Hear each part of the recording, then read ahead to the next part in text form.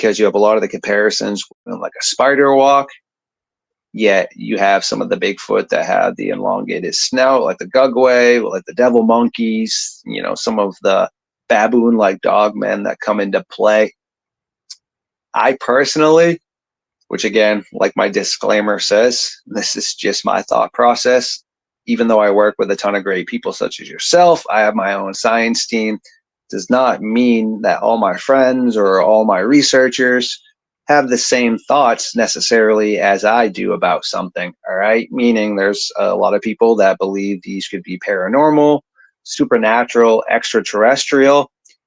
I am willing to say I definitely think they are flesh and blood. Why else have they been seen drinking on the side of the road out of water, cupping their hands? Why are they consuming food?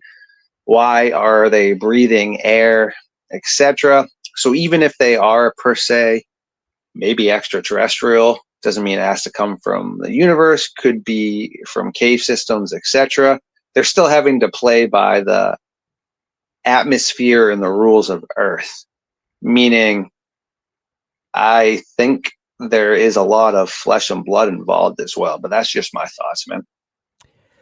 How about the foot track impressions, the footprint evidence? Are there very compelling casts? Are there commonalities with these casts?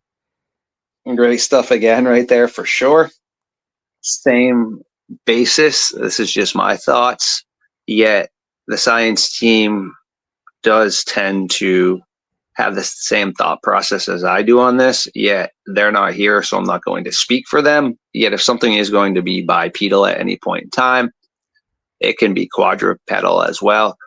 Yet you're going to have to look at its back feet. Anything that has a very easy time standing upright on two back legs, hopping around and moving like that, look how big their foot is. But then when you look at things like a normal dog or a feline or bears, their feet are wide, not long. It's not really going to support good motion and biomechanics to be bipedal. Yet, again, though, if this thing is quadrupedal and bipedal, I believe its foot's going to look a lot similar to the design of yours and I's, except with, those claw prints like on the back and front, which we do have a lot of those. But it's really tough as well, like Nuxium, our tracker, says. You never really know the terrain unless you're there yourself. I'm not a master tracker. I see footprints. I'm like, these are very interesting. I send them to Nuxium, to Ellie, to other people that know a lot about tracking. And then they're like, oh, that is a cool track, but that's a raccoon.